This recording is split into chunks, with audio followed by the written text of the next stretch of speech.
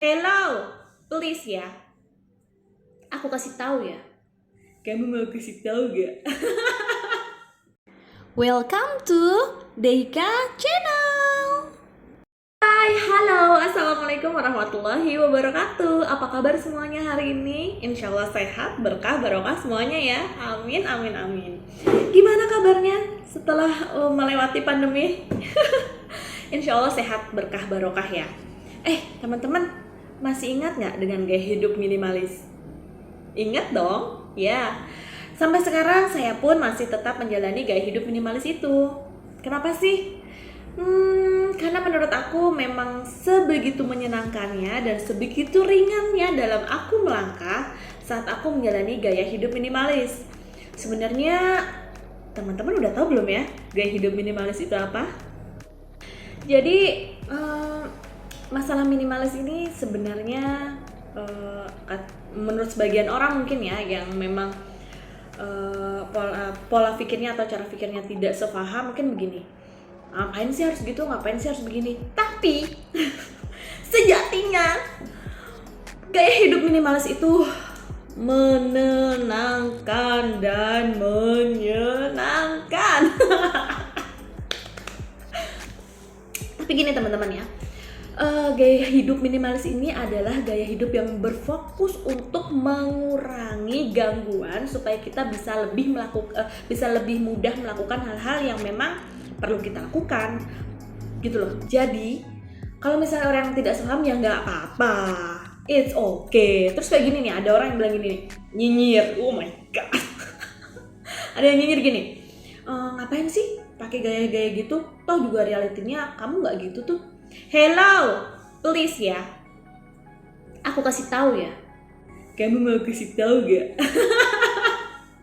Aku tahu mulu, astagfirullah. Jadi, saat orang untuk memulai gaya hidup minimalis, dia pasti sudah memutuskan banyak hal. Dia sudah mempunyai kegalauan dan kegelisahannya sendiri. So, jangan menyepelekan. Maksudnya sudah stop untuk menyepelekan orang dengan dia mengubah gaya hidupnya segala macam. Sudahlah, urus hidupmu masing-masing. Gak usah rempong. Astagfirullahaladzim. Jadi ya, saat orang memutuskan untuk memulai gaya hidup minimalis, dia pasti sudah tahu dan sudah berpikir, oh harus gimana nih, gimana. Pasti dia sudah memikirkan untuk itu. Jadi biasanya dari orang maksimalis menuju orang yang tanpa sadar dia itu maksimalis karena dia kayak yang gampang pengen, kayak saya misalnya pengen itu gitu ya, pengennya tuh banyak gitu ya, yang orang tidak bisa ngerem dan ternyata malah overload, over budget dan segala macam. Sedih deh. Jadi intinya teman-teman, dari orang yang maksimalis menuju ke minimalis itu dia harus banyak yang dilakukan, nggak cuma sedikit. Please, jadi hargain, biarkan dia melakukan apa yang dia mau. Sudah, selama tidak mengganggu kamu dan tidak mengganggu keluarga kamu, tidak mengganggu teman-teman kamu, it's okay. Jadi jangan ganggu. Jadi saat kita, contoh aku ya, dari waktu itu maksimalis yang segitunya, ya Allah, rumah segitu aja, barangnya segitu banyaknya gitu ya. Itu sudah 3 tahun tapi tetap saja barangku meskipun berkurang amat jauh ya, tapi tetap saja banyak. Kenapa? Karena aku tidak tinggal sendiri. Bagi teman-teman minimalis yang memulai minimalism tapi tidak tinggal sendiri, tenang, bertahap besti, nggak usah buru-buru, tenang, pelan-pelan, bertahap supaya kamu juga tidak pusing. Kita memulai hidup minimalis kan supaya kita mengurangi kepusingan dan mengurangi gangguan-gangguan kan, mengurangi keriuhan kan. Nah makanya saat memulai pun nggak usah langsung brek nanti. Kenapa? Kalau kamu langsung brek itu ya, kamu bakal capek sendiri besti. Kasian kamunya. Dan juga kasihan mungkin orang yang serumah dengan kamu ya. Kayak saya ini kan ibu ya, ibu dengan 3 anak yang karakternya berbeda-beda, dengan suami yang jelas sangat berbeda karakternya dengan saya. Otomatis kita harus menyesuaikan. Kita mulai dari barang diri kita sendiri. Dari barang kita sendiri dulu. Jadi semua itu dimulai dari diri kita sendiri dulu.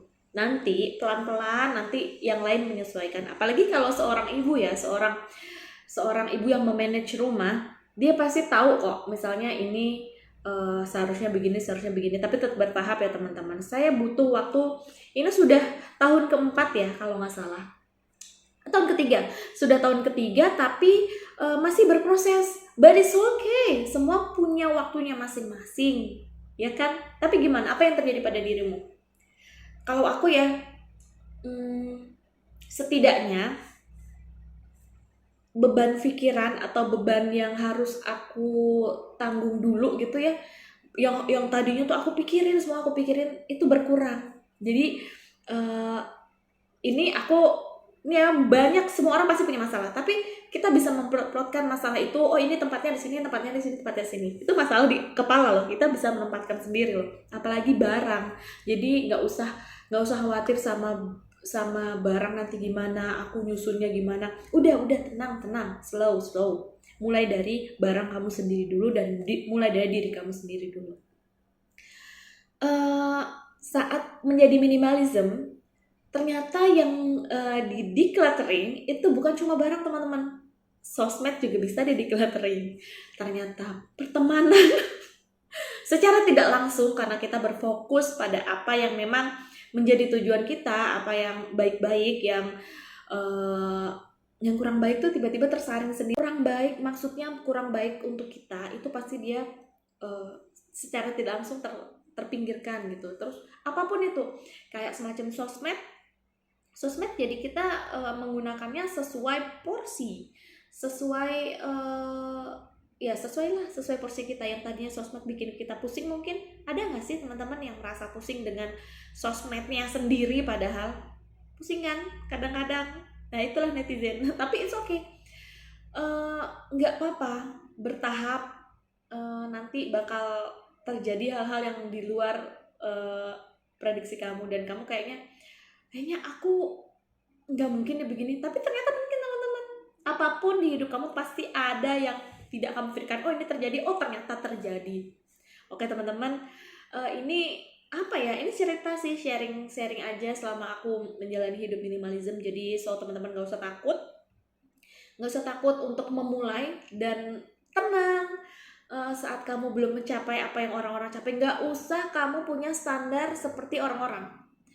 Bikin standar diri kamu sendiri ya. Tuh, penting, bikin standar diri kamu sendiri, gak usah ngikutin orang. Mungkin metode atau tips bisa kamu ambil, tapi gak bisa kita ngikutin plek-ketiplek orang gitu. Gak bisa. Jadi diri kamu sendiri. Meskipun kamu minimalism, gaya hidup minimalism ala kamu sendiri. Oke teman-teman, itu aja sih. Itu yang bikin aku nyaman juga, itu sih pemikiran itu. Jadi aku nggak ruwet ngikutin orang-orang segala macam. Oh harus cuman punya ini, enggak lah. Kalau aku cuman punya itu, gimana nanti anak-anak aku, gimana hidup aku, gitu kan teman-teman. Oke teman-teman, semoga sharing hari ini bermanfaat buat teman-teman. Juga semoga ada yang bisa diambil ya dari sharing aku hari ini. Mohon maaf lahir batin kalau misalnya ada kata-kata yang salah. Insya Allah nanti dibuat video kemudian untuk tips dan trik. Dan aku tuh pengen bikin banget cerita, sharing juga tentang watak atau kepribadian. Ayo, siapa yang pengen juga? Mau pengen atau nggak pengen, tetap aku bikin sih. Mohon maaf lahir batin, terima kasih sudah menonton. Alhamdulillah, jangan lupa like, subscribe. Jangan lupa like, subscribe, dan komen di channel aku. Terima kasih. Assalamualaikum warahmatullahi wabarakatuh.